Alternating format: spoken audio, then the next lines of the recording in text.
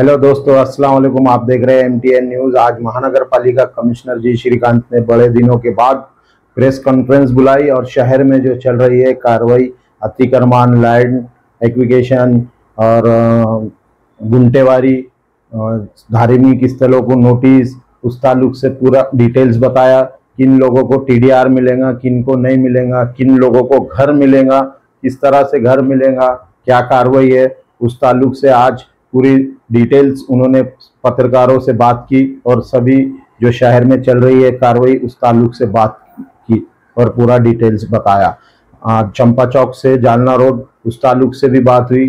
कई घर जा रहे हैं उसमें, तो उन जो लोगों के पूरे घर जा रहे हैं जिनका ने कोई डॉक्यूमेंट नहीं है, ऐसे लोगों को घर दिया जाएगा।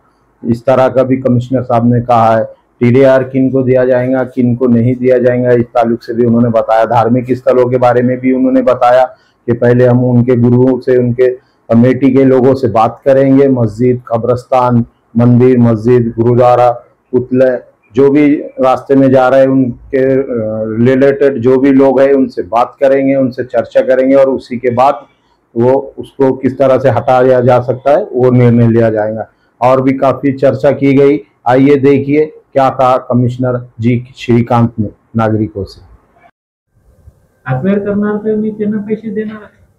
Fifth RCC reservation credit certificate ही अत्यावश्यक परिस्थितीमध्ये म्हणजे त्यावेळेला 99% सर्व होऊन गेली, एकाचा राहिला की तेवढ्यासाठी मी RCC पण करू शकतो।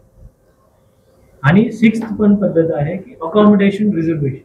हे जागा तुम्ही घ्या, त्या समजा एक गार्डन आहे, गार्डन मला पाहिजे, त्या गार्डनच्या बदल्यात त्यांनी 30% आपल्याला त्यांनी ठेवावा, 70% आपल्याला द्यायचे।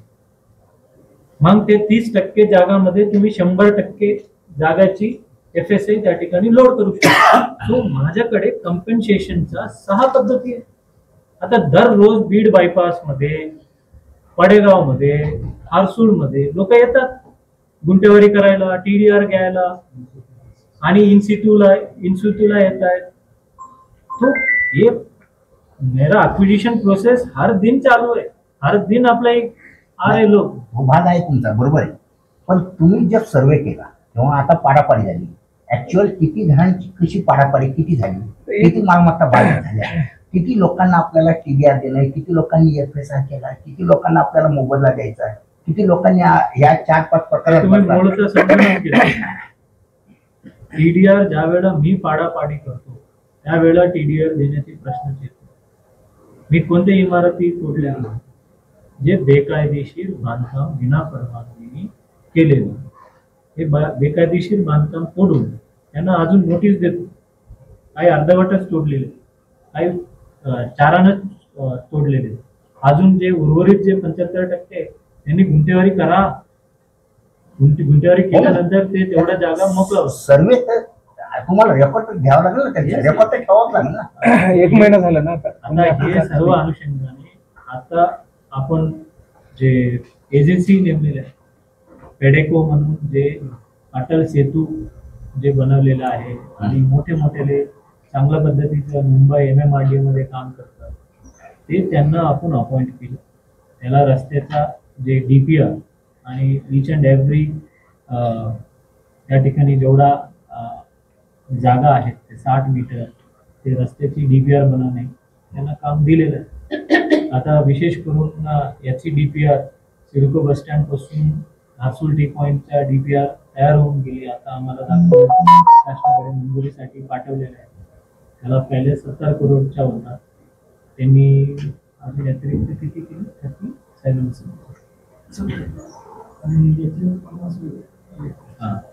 50 कोटी अजून 2 अंडरपासचे आम्ही सांगितलं, ते पण ज्या ठिकाणी गरज आहे ते महापालिका स्वतः करणार आहे। परंतु कॉम्प्रिहेन्सिव्ह प्लॅन बनवायला त्या ठिकाणी ज्यांना जागा जाते, जागा तरी तुमचीच आहे ना, जागा तरी आम्ही घेतली नाही, परंतु तुमची जागा पहिलं तुमच्या पाठीमागे जागा असेल तर ते गुंटेवारी करून घ्या, बरोबर। आणि तुमची ज्यांचं संपूर्णपणे गेलं असेल त्यांना आम्ही मोबदला देऊ ना। ज्यांचा संपूर्णपणे फ्री मध्ये जागा पाहिजे त्यांची, आपल्याला जागा फ्री मध्ये पाहिजे। नाही, मला फ्री मध्ये जागा पण पाहिजे आणि पैसे पण पाहिजे. हो, गुंठेवारीची. गुंठेवारीचे तुम्ही पैसे पण द्यायला पाहिजे ना कॉर्पोरेशनला. हो ना, मग आणि त्यांना तुम्ही तुम्हाला- मोबदला देणारच नाही. त्याला कशाला देऊ मी? मग त्यांची त्यांना जागा कशा- घेताना तुम्ही त्यांच्याकडे काय देणार? अरे तेच गुंठेवारी आठच ती आहे ना की बाबा जागा फ्री मध्ये द्यायची रस्तेवादी. अक्विजिशन कधी होतो? अक्विजिशन कधी होतो? ज्या वेळेला तुम्ही शेती करताय, तुम्हाला घर बांधायचे ना दुकान बांधायचे, पडून जाणार. परंतु तुमच्या जमिनीमधून महापालिकेचा रस्ता जात असेल तर मी त्यावेळेला अक्वायर करणार. तुमची जागा होती तुम्ही घर पाडलं आमचं. 91 पासून होती. हो. 91 नंतर तुम्ही बांधकाम परमिशनचा कायदा 1966 पासून आहे. हो, आज तुम्ही बांधकाम केलं आणि त्याच्यावर मी रस्ता टाकला असेल तर तिला मी कम्पेन्सेशन देणार. बरोबर. रस्ता होती असतानाही, तुम्हाला माहिती असतानाही बिना परवानगीने बांधकाम केलं, त्याला मी कुठून मोबदला द्यायचा? आणि पाठीमागं तुमची जागा अजून आहे. ते गुंठेवारी करावं आणि रस्ते जागा सोडून द्या. गुंठेवारीचे पैसे द्यावे महापालिका. त्याची जागा त्यांच्या मालकीची असेल तर मग ते कसं? काहीच नाही, गुंठेवारी मध्ये आठच ती आहे ना किंवा रस्ते जागा सर, free आपने मध्ये. प्लॉट कभी लिया है? आपका लेआउट होगा, अगर आपकी लेआउट में आपको रास्ता अगर छोड़ना पड़ेगा तो आपको छोड़ना पड़ेगा ना. त्याच्या जागेवर घर बांधून टाकेल. अगर मेरा खेत है तो मैं क्या करना चाहिए? तो मैंने मेरा घर बनाने के टाइम पे डीपी प्लान में अगर रास्ता है तो वो रास्ता छोड़ के मैं वो रास्ता हैंड ओवर करना पड़ेगा ना मेरे को. लीगल अगर लेआउट करते तो ज्यादा पैसा लगता है सर. लीगल लेआउट आज तेच गुंठेवारी जे तुम्ही बांधकाम करून इलिगली बांधकाम करून गुंठेवारी केलं तर तुम्हाला 50,000 लागतं, परंतु त्याच ठिकाणी लीगल बांधकामासाठी 1.5 लाख रुपये लागतात. म्हणणे. फक्त गुंठेवारीमध्ये किती फायदा आहे तुम्हाला? साइड मार्जिन, हे मार्जिन, आहे आणि सगळं. त्यासोबतच तुम्हाला फक्त एकच तुमची प्रॉब्लेम होतो, जर डीपी रोड मध्ये येत असेल तर त्याला फ्री मध्ये हँडओव्हर करणे. त्या व्यतिरिक्त तुमचं कुठलाही नुकसान नाही गुंठेवारीचं. आणि तुम्ही चित्त पण तुमची आणि पट पण तुमची, असं कसं होणार? म्हणजे तुम्ही इलिगली बांधकाम पण करणार आणि तुम्ही रस्त्यावर गेलेलं त्याचं पण पैसे मागणार, कसे होणार? ज्यांची ओपन स्पेस आहे यांनी बांधकामच केलेलं नव्हतं आणि हा. ते बाधित आहे, हा. त्यांना आपण TDR किंवा बाकीचे ऑप्शन्स देणार. हा, कम्पेन्सेशन देणार. ज्यांचं पूर्णपणे केलं त्यांना पण देणार. त्यांना देणार ना. फॉर एक्झाम्पल कसे आहे की त्याच्यामध्ये 3 वेगळ्या प्रकार. एकाची काही जमीन उरतं पाठीमागं, त्याला व्यवसाय करता येतं आणि त्यांच्या समोर काही बाग जातो तर त्यांना काही मिळणार. आणि काही लोकांना त्यांची प्लॉट संपूर्णपणे गेलं रस्त्यामध्ये, त्यांना काही म्हणजे काही काही करायला राहिलं नाही नाही. काय करणार? तो त्यांना आम्ही 100% कम्पेन्सेशन देणार. आणि मी परत सांगतो, एवढं रेकॉर्डिंग, आम्ही TDR कंपल्सरी करत नाही हो. It is a one sort of compensation. तुम्हाला कम्पेन्सेशन पाहिजे तर घ्या. ज्यावेळेला रस्ता घेणार मी त्यावेळेला आम्ही देणार ना तुम्हाला. हे लोकांना अपेक्षित होतं. आता पाडून आपण वर्ष म्हणजे महिना झाला समजा, तर त्याच्या मागे आपले पथक यायला पाहिजे होती. बाबा तुम्हाला एवढा भाग तुमचा रस्ता बाधित आहे, उरलेलं तुम्ही TDR आम्ही घेऊ ना, तुमच्या जागा हिसकावून तरी घेत स्पॉटवर गेलं रस्ता तरी पाहिजे. बनवत नाही. नाही ना, अजून नाही. पण ते ज्यावेळेला बनवू ते आम्ही घेणार. Illegal buildings too should be demolish. कधीपर्यंत होऊ शकतं असं प्रक्रिया आपली समजा? नाही, प्रक्रिया चालू आहे ना. DPR बनवणे, मग ज्यांच्या जमीन आहे त्यांच्या पाठीमागे जमीन आहे त्यांनी गुंठेवारी करा. आज मी समजा अमितच्या पाठीमागे जागा उरते, त्यांना तरी फ्री मध्ये द्यावं लागेल. मुजीबच्या उरत नाही, मुजीबला पैसे द्यायचे, कुठून द्यायचे? अमित कडून घेऊन त्यांना देणार ना. तो लोग गुंठेवारी भी रेगुलराइज कर रहे हैं, प्रॉपर्टी टैक्स भी भर रहे हैं, उनको मैं पैसा दूंगा. अगर तुमको पैसा चाहिए, तुमको इमिडिएटली चाहिए, सर माझे संपूर्ण गेलेले आहे, आजच्या आज माझे गरजेचं आहे, इमिडिएटली द्या. You compensation only, you have to wait. थांबावं लागेल. आणि ज्यावेळेला मी घेणार TDR, या सर्व पद्धत काय आहे तुम्हाला पाहिजे, आणि कम्पेन्सेशन RCC हे मला पाहिजे. बरोबर. लक्षात आलं का की दिस थिंग शुड बी डिफरेन्शिएटेड. हे महापालिका बीट करणारे सर्व पत्रकारांना हा गोष्टी समजतात. बरेच वेळा कम्पेन्सेशन, अरे compensation is only one part. माझ्याकडे गुंठेवारी, तर मग गुंठेवारी कोण करणार? कोणी नाही करणार का? म्हणजे तुम्ही इलिगल बांधकाम पण तुमच्या चालू राहू द्या आणि हे जागा गेलेली ह्याचा पण पैसे तुम्ही मागणार, हे असं नाही होणार. असं असेल तर मग कोणत्याही महापालिका चालू शकत नाही. बरोबर. मागे जसं आपण गुंठेवारीसाठी वास्तू शहरांचे पॅनलचे नंबर दिले लोकांना प्रत्येक भागामध्ये हे केले, तसं आता नाही. आता पहिल्या लोकांकडे कामं नव्हती, आता त्यांच्याकडे खूप कामं झालं. ते वाढवलं पाहिजे ना. लोकांचे आम्हाला पण फोन नाही, करतात आम्ही कुणाकडे किती लोकांना येत आहे. आणि उलटा आम्ही आता त्यांच्या कॉलेजचं ट्रेनिंग करतायत, MIT, MGR आणि दुसरा गव्हर्नमेंट इंजिनिअरिंग कॉलेज, त्यांच्याकडे खूप विद्यार्थी आहेत. एखाद्या साधारण किती रुपये लागतील समजा, असं आपण काही फिक्स ठरवणार का? मागे 5,000 रुपये आपण ठरवले ते, आता यावेळेस मनमानी पद्धतीने चालू, कोणी 20,000 द्या, 25,000 द्या. जे काही चलनाची रक्कमाचे काही करायचं ते आमच्या चालू आहे, आम्ही विचारपूर्वक त्यांना करू. मॅक्झिमम एवढा जेवढी चलनाची रक्कम तुम्हाला सरकारला भरायचं आहे त्याच्यावर एवढेच रक्कम घ्या, असे आम्ही त्यांना वास्तू शहराला. तर ही महाराष्ट्राची सर्वात मोठी कारवाई होती. जवळपास 4-5 घर आपण पाडलेले आहेत. घर परत प्लीज क्लॅरिफाय, मालमत्ता रस्ता रुंदीकरणात दाखल केलंय. नाही, घर नाही पाडलं, रस्ता रुंदीकरणात व्यावसायिक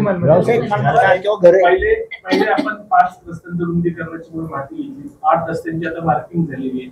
महानगरपालिका एकदम का नाही सांगत की आम्ही शहरातले 25 रस्ते मोकळे करणार आहोत, याची रुंदी ही आहे. 25 काय, मी सांगतो 100% सर्व DP रस्ता आम्ही मोकळा करणार. त्याची यादी का नाही?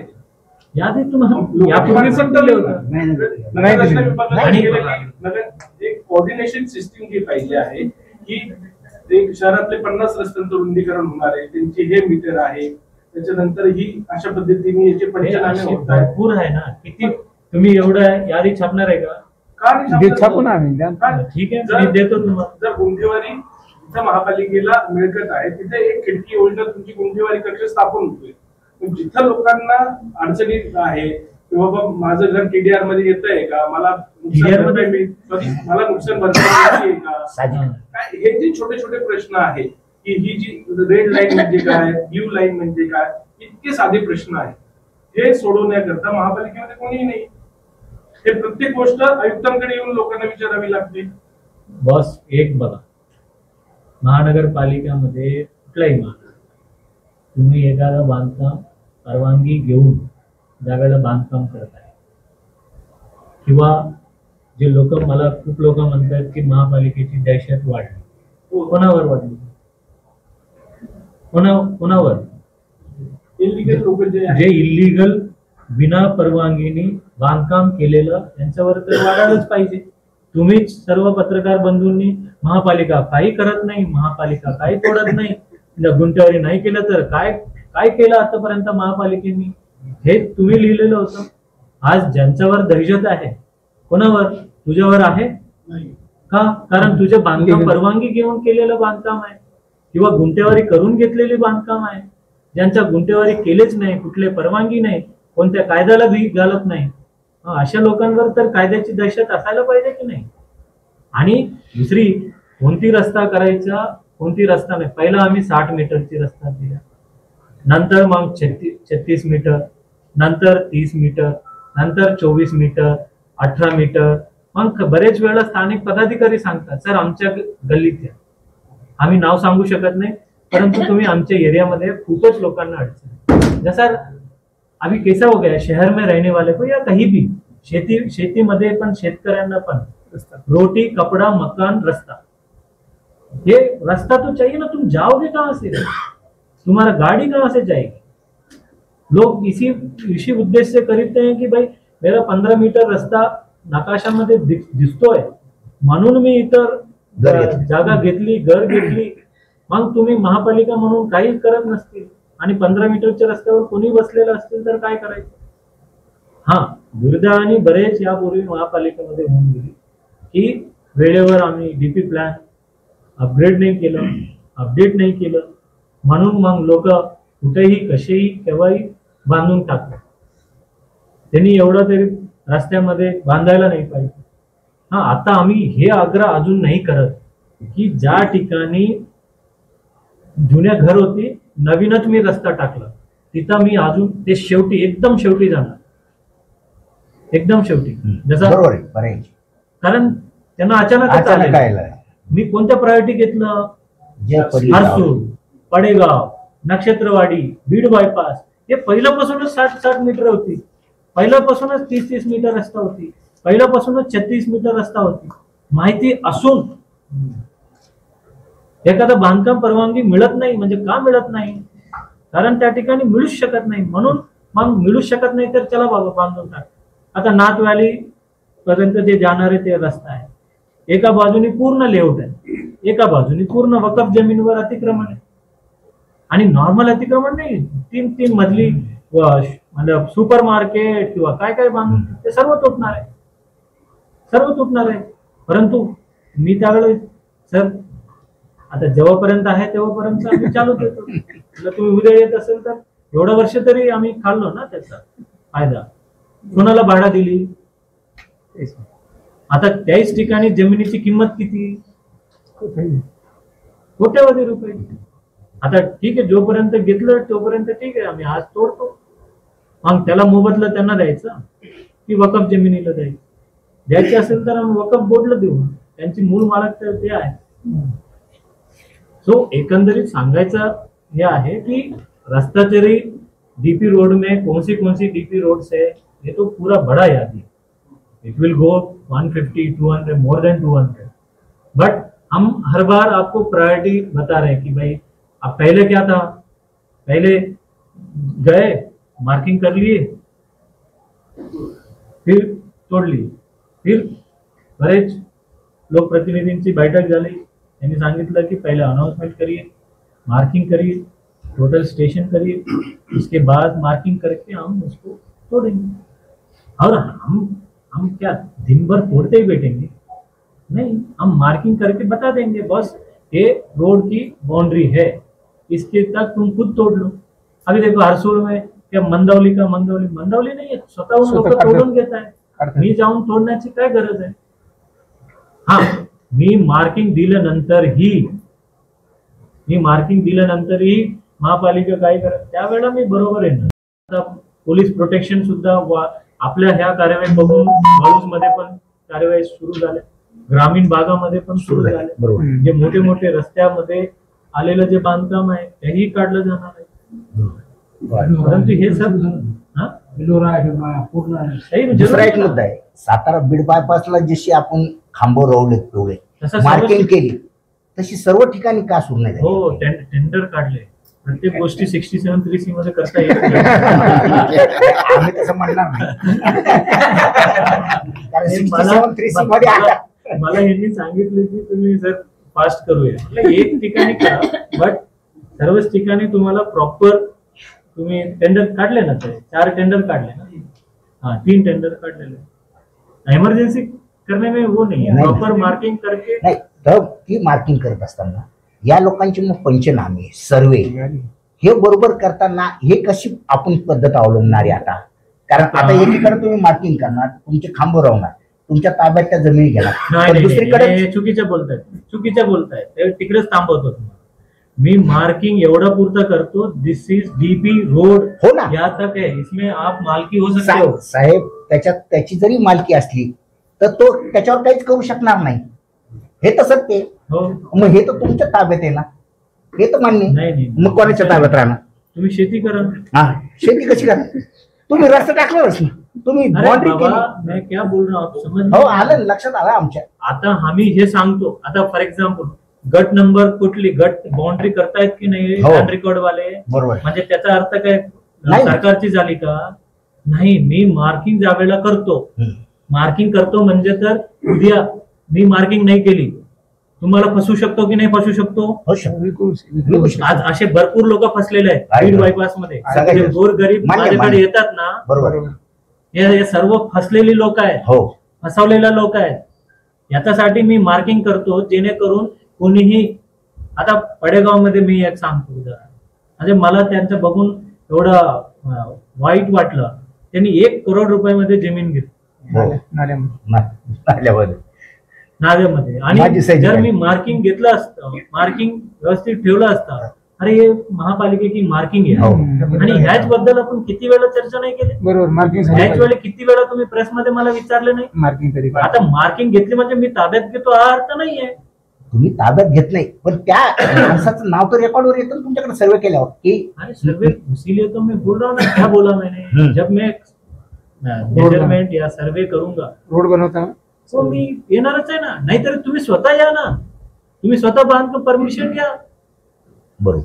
तुम्ही स्वतः सरेंडर करा, तुम्ही स्वतः मोजणी करून सरेंडर करा. मी काय तुम्ही मोजणी करून सरेंडर करत असताना मी नाही म्हटलो. नाही नाही नाही, कागदावर त्याची जागा आहे ती. हा कागदावर आहे ना, मी कागदावर कुठे मिठवलं. त्याच्या जगावर त्यांनी विना परवानगीने केलेलं बांधकाम मी काढून जागा टाकलं. त्याचीच आहे. जागा मी घेतली का आज? नाही ज्यावेळेला जागा घेणार, नाहीतर तू जागा सी एक देने आणि घेणे. देने मतलब वो अगर देना चाहता है तो वो जल्दी प्रक्रिया हो जाती है. बरोबर. ज्यावेळेला मला घ्यायचे ते मला घ्यायचे म्हटलं तर मी सर्वे करून प्रॉपर मेजरमेंट करून करणार ना. आज तरी तू मोकळा ठेवा. याचा अर्थ असा आहे का की म्हणजे तुमचा रस्ता कधी होणार मी तर बांधून टाकतो. नाही तुम्ही बांधून टाकतो तर मग आपण गप्प बसायचं. असं थोडी होणार. असे व्हायला नाही पाहिजे. म्हणून ऍटलिस्ट आता यानंतर काय झाले, परिणाम काय होतो, लोक आता बांधकाम अनाधिकृतपणे करणारे लोक त्याला धास्ती झाले. म्हणजे नाहीतर अशी पद्धत आहे, आम्ही आमच्या रिझर्वेशन वर बांधून टाकू, तुम्हाला जेव्हा गरज आहे ना तुम्ही ये, त्यावेळेला तोडा आणि पैसे द्या उलटा आम्हाला, मग त्याला तुम्ही ऍक्विजिशन करा. असं कसं कुठे असणार. मग ते पूर्ण MRTPच कायदा बदलावा लागेल. ताबा घेत असतो असे एकच पहिल्याच दिवशी घेत असतात का? हा त्यांना गरज असेल तर ते सोडणार ना. बरेच वेळा काय असतं की बाबा मी मुद्दामूनच देत नाही, पाठीमागच्या लोकांनी मला धडकून ठेवायचे, त्यांच्या जमिनी मलाच विकायला लावायचे, असे भरपूर लोक आहेत ना. आहेत नाही. सो ओव्हरऑल जे आहे की ज्यांच्या जमिनीमध्ये असलेल्या अनाधिकृत बांधकामावर केलेल्या कारवाया बरोबर. आणि ह्या बरेच लोक सांगतात तुम्ही पूर्ण प्रोसिजरनी करा. मग पूर्ण प्रोसिजरनी केलं तर मग हक्का पूर्ण तोडावं लागेल. हो बरोबर. हक्का तोडू का? नाही, एवढं गरज नाही आम्हाला. आमची उद्देश आहे की लोकांनी तुम्ही रेग्युलराइज करून घ्या बाबा. हा कायदा गेल्या 24 वर्षापासून आहे, हो 2001 पासून कायदा आहे. मग जे लोकांनी प्रामाणिकपणे त्यांच्या चुकीला दुरुस्त करून महापालिकेकडे येऊन गुंठ्यावरी भरून केलेल्या लोकांना हुशार समजायचं का मग दुसरे काय समजायचं? बरोबर. नाही, हुशार नाही आहे तो लोक म्हणते आता बरोबर शेतावू लागले ते लोक. आम्ही काय कॉर्पोरेशन ज्या वेळेला आम्ही प्रामाणिकपणे लोक भरले, आम्ही ज्या वेळेला सूट दिली, या सर्व दिली, आता मग आता तोडायला वेळ आली तर असे कसे वाईट वाटून घेण्याचा अर्थच नाही. नाही आणि दूसरा दहशत इलीगल लोगों पे है. नहीं, यहाँ पे illegal- बैठे कितने कोई लोग साहेब, दहशत में है क्या? दुसरं एक आहे, चंपा चौक ते जालना रोड हा तुम्ही घेणार आहे ताब्यात. त्या भागात राहणारे भवानीनगर झालं, रेंगटीपुरा झालं, बायजीपुरा झालं, या भागातली लोक हे गरीब आहेत. त्यांची घरं 60-60, 70-70 वर्षापासून आहे. आता ती इलिगल असतील, कबूल आहे, मान्य, पण त्यांच्या त्या प्रॉपर्टीची कॉम्पेन्सेशन देऊ ना. नाही, कम्पेन्सेशन द्या, पण त्यांना राहिलं जर घर शिल्लक राहिलं नसेल तर त्यांची पर्याय व्यवस्थेची अगोदर काय आपण व्यवस्था करणार त्यांच्यासाठी? मैं कंपेंसेशन दूंगा. कंपेंसेशन देने के बाद दूसरी क्या पड़े? अगर समजा तुमची शेती घेतली, तुमच्या शेतीच्या बदल्यात मी जर पैसे दिली, त्या मग तुम्ही संपलं, पैसे नाही. देऊन सुद्धा काय बरोबर शेती आहे. देणार आहे? नहीं होणार ना तसं सर. जर मैं एक्विजिशन करूंगा किसी का, मैं क्या करूंगा? कंपेंसेशन दूंगा या TDR दूंगा. मैं किन लोगों को घर दे रहा हूँ, किन लोगों को घर दे रहा हूँ? बेघर होणार आहे. बेघर होणारे नाही, ज्यांच्याकडे काही डॉक्युमेंटच नाही, ते सरकारी जागेवर बसले होते, जे संजय नगर, मुकुंदवाडी, नक्षत्रवाडी, त्यांच्याकडे कुठले कागद नाही, त्याला कंपेन्सेशन मिळणारच नाही. बॉन्ड कोणाच्या नावावर, रजिस्ट्री कोणाच्या नावावर, राहतो दुसराच. मग अशा ज्या व्यक्तींना मी काय करणार आहे? ज्यांचा बेघर झाला त्याला पंतप्रधान आवास योजनामध्ये आपण घर देणार. आम्ही आवाहन पण केलं की पंतप्रधान आवास योजनामध्ये तुम्ही येऊन ना आपल्या रजिस्ट्री करून घ्या. ज्यांचं घर जात आहे त्यांना वाटतं त्यांचं घर गेलेलं आहे, त्याला पुरावा सकट येऊन किती अर्ज आले मॅडम? हा, येऊन चौकशी करून गेले लोक. मग एकही नाही आले. त्याचा अर्थ काय समजायचं मी? म्हणजे याचा अर्थ आहे की आम्ही काय अट ठेवलं, म्हणजे भाई हमने ये अट रखा कि भाई तुम्हारा इस शहर में या महाराष्ट्र में कहीं प्लॉट नहीं रहना चाहिए. बरोबर. नाही तो तुमची घर इकडे आणि अतिक्रमण इकडे तुटलं तर तिकडे जाऊ, इकडे तुटलं तर इकडे जाऊ. आणि आम्ही प्रामाणिकपणे हर्सुलला सुद्धा लोकांना सांगितलं की बाबा तुम्हाला 2,000 रुपये तुम्हाला पुनर्वसन जोपर्यंत होत नाही तोपर्यंत मी भाडं पण द्यायची आमची तयारी नाही. मान्य, ते घेतलं. तरी मग आम्ही नाही करणार. म्हटलं ठीक आहे, दॅट इज युअर राईट. माझं काम आहे सांगणार गोरगरिबांना अन्याय होता कामा नाही, त्यांना पुनर्वसन कसे लवकरात लवकर भेटतील किंवा पुनर्वसन होईपर्यंत अन्य पर्याय व्यवस्था म्हणून काय देत नाही. 2,000 मध्ये काय बघते का? म्हणजे 2,000 पण द्यायची तरतूद आहे का? नाही आहे. तरी आपण कॉर्पोरेशन म्हणून आम्ही सर्व टीम मिळून आम्ही ठरवलं बाबा की ते तोपर्यंत काय करतील. मग अजून सर 3,000च्या शिवाय खाली भेटत नाही. असं असेल तर मग 10,000 मध्ये पण घर भेटते. तर तोपर्यंत आम्ही उलटा महापालिकेने पहिल्यांदा सर्व या शहरामध्ये बांधलं जाणारे म्हाडाचं घर असेल किंवा PMAYचं घर असेल त्याला 5% किमान मिनिमम, दॅट इज मिनिमम. जर जास्त असेल तर अजून जास्त आरक्षण ठेवलं आणि म्हाडाकडून वाटप न झालेलं घराची यादी मागितली. त्याला 148 घर जे आहेत ते आमच्याकडे आज ताब्यात आहे. या लोकांनी येऊन अर्ज केल्यावर मी प्रत्येक व्यक्तीकडे या शहरामध्ये जे धनधानग्यांकडे मी विनंती केली की बाबा आम्ही या सर्व कारवाई करत असताना ज्यांचं घर जाणार आहे ते बेघर होणार आहे ते 148 मध्ये त्यांना 10 लाख 12 लाख रुपयामध्ये घर भेटतं. त्यामध्ये शासन म्हणून 4.5 लाख रुपये देणार आहे आणि कॉर्पोरेशन म्हणून अजून 1-2 लाख रुपये एक्स्ट्रा ठेवू. त्यासोबतच मग लाभार्थी काही 1 लाख रुपये टाकणार आणि काही CSR मध्ये किंवा काही दानशूर व्यक्तींनी त्यांनी पण कबुली केली. त्यांनी म्हटलं तुम्ही सांगा जर आम्ही देतो. म्हणजे त्यांना पण या शहरामध्ये सारखा हा धनादांडग्या असे जे शब्दावली आपण वापरतात, आम्ही धनादांडग्या किंवा गरीब हे नहीं बघत, आम्ही सही और गलत देखते हैं. अभी वो परमिशन लिया है, परमिशन लेने के बाद हम जबरदस्ती से कुछ नहीं कर सकते. नहीं, I am bound by high court and bye honourable supreme court. चुकीचं असेल तर कारवाई होईलच ना. प्रोसिजर फॉलो करून करायचं आणि ज्या ज्या ठिकाणी प्रोसिजर फॉलो करून करतो. आणि दुसरा मुद्दा हे आहे की फॉर एक्झाम्पल अजून एक मुद्दा मी सांगतो की 7 हिल्स पासून 7 अँबॅसिडर पर्यंत काय त्या ठिकाणी त्रिशंकू. I can't alone decide as a corporation. I can't alone decide as a corporation की त्या ठिकाणी सिडको आहे, MIDC आहे आणि कॉर्पोरेशन आहे.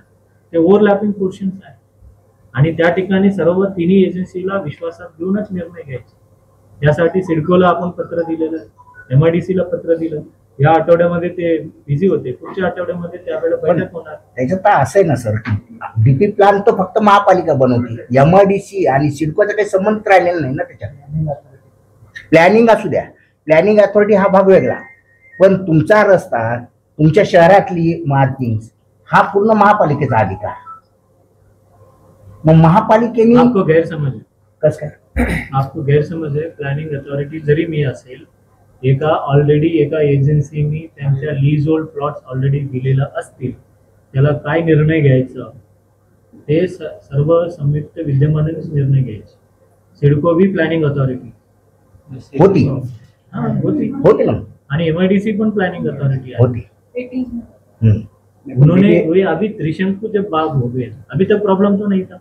अब प्रॉब्लम उतना ही एरिया में है ना. किती प्रॉपर्टीज ते मोजून 10 प्रॉपर्टीज आहे आणि मोजून 10 प्रॉपर्टीज ऑलरेडी क्या परमिशन नहीं ली उन्होंने, घेतले ना परमिशन सगळे नियमानुसार. फिर वो निर्णय लेंगे ना, लेने दो ना प्लानिंग अथॉरिटी. हम प्लानिंग अथॉरिटी निर्णय है, हमारा निर्णय नाही वाहतूक आहे. ज्यावेळेस आपण डीपी प्लॅन बनवतो तर ह्या सिडकोनी आणि एमआयडीसीने आपल्याला त्यांच्या प्लॅनिंग समोर सादर करून आपल्याकडे दिलेलं नाही का? तेच म्हण त्याच्यासाठीच ते तिन्ही एजन्सीला बसून निर्णय घेतोय. निर्णय नाही घेतो असे सांगत नाही. निर्णय घेऊन तुम्हाला कळवणार, तुम्हालाच नाही, नाही तुम्हाला तर त्यांना नंतर कळवणार. पहिले हायकोर्टाला कळवणार. हायकोर्टाला कळवलं. आम्हाला नाही कळवलं तरी चालेल. नाही, तुम्हाला तर लक्षात येणार.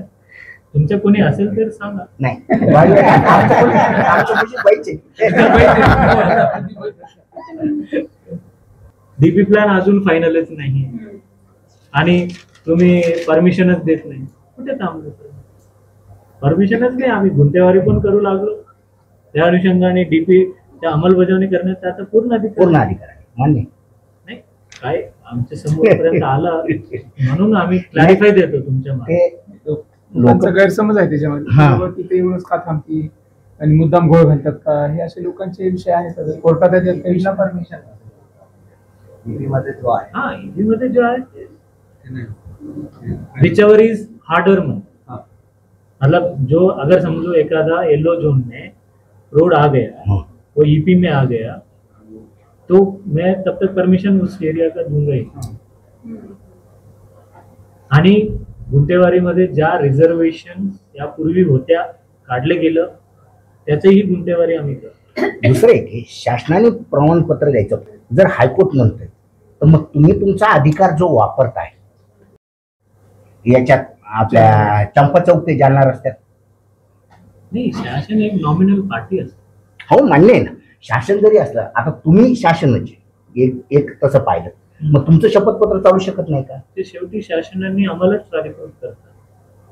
बरेच वेळा ज्या वेळेला पार्टी बनवत असताना एक नॉमिनल पार्टी की या एजन्सीची निगडीत जे आहे की सरकारची कुठलाही केस असेल ना कलेक्टरना पार्टी करून, हो, आणि शेवटी ज्यांची काम आहे मूळ काम त्यांना प्राधिकृत करतात. शासन म्हणजे आम्ही पण शासनच आहे ना, अनेक प्रशासन आहे. पण रस्त्याच्या बाबतीत सर त्या दिवशी काय झालं की तो तुम्ही ठराव घेतला होता, त्याला नंबर पडायचा होता म्हणून आपण कोर्टाला तोंडी सांगितलं, अफिडेव्हिट फॉर्म मध्ये नव्हतं दिलं. शासनाने अफिडेव्हिट करा असं जर तोंडात म्हणणं ऐकून घेतलं की हे ह्या प्रोव्हिजन आहे युडीसीपीआरच्या, गरजी सरांनी दिल्या होत्या. आपण ठराव पण दाखवला कोर्टाला, पण ते प्रोसिजर मध्ये होतं म्हणून आपण सबमिट करणं योग्य नव्हतं अफिडेव्हिट वर. पेट क्रेमेटोरियमचा टेंडर झाला, त्याचंही लवकर काम सुरू होणार आहे. ऑगस्ट 15 तारखेला माणसांच्यासाठी हॉस्पिटल असायचं, भटक्या कुत्र्यांसाठी नसायचं. त्याचाही आपण ऑगस्ट 15ला रेल्वे स्टेशनच्या ब्रिजच्या खाली अतिशय सुंदर, यापूर्वी ज्या पद्धतीने आपण भटक्या जनावरांची त्या पद्धतीने ट्रीटमेंट करायचो फार वाईट वाटायचं. परंतु आज एक त्यांच्यासाठी एक हक्काचे हॉस्पिटल, हक्काची ह्या गोष्टी ऑलमोस्ट तयारी झालेल्या आहेत. आणि याच्यासाठी आश्रया ट्रस्ट बँगलोर, ते आश्रया ट्रस्ट बंगळुरू यांनी 90 लाख रुपये आपल्या महापालिकेला दान म्हणजे CSR मध्ये दिलेलं आहे. आणि त्यांचंही एक अतिशय चांगलं काम त्याचंही त्या ठिकाणी आहे. पेट क्रेमेटोरियम खूप वर्षापासून रखडले होते. कुठे जागा, ह्या पेट क्रेमेटोरियमचे सुद्धा वर्क ऑर्डर देऊन टाकलेलं आहे. खूप वर्षापासून फायर इंजिनच्या नवीन गाड्याच आपण घेतलेले नव्हतं. आज जवळपास 15 गाड्या, आपण 15 गाड्यांचं वर्क ऑर्डर आपण दिलं. त्याचाही येत्या 3-4 महिन्यामध्ये त्या अद्ययावत नवीन गाड्या आपल्या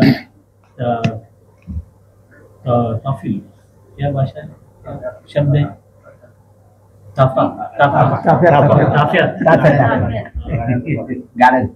गाड्यांच्या ताफ्यात ते एक समाविष्ट होणार आहे.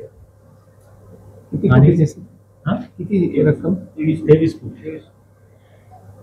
कारण ज्या गोष्टीमध्ये आपले मोनोपोली आहे त्या गोष्टी खूप चांगलं सुसज्ज व्यवस्थित ठेवणे खूप गरजेचं होतं. त्याचंही हे झालेलं आहे. वर्किंग वुमेन हॉस्टेल 2 ठिकाणी, 4 ठिकाणी होत्या, 2 ठिकाणी शासनाने स्थगिती ठेवलेले आहे.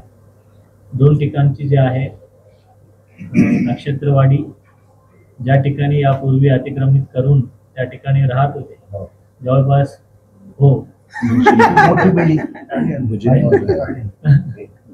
तुम्ही हो म्हटल्यामुळे चांगलं वाटतं.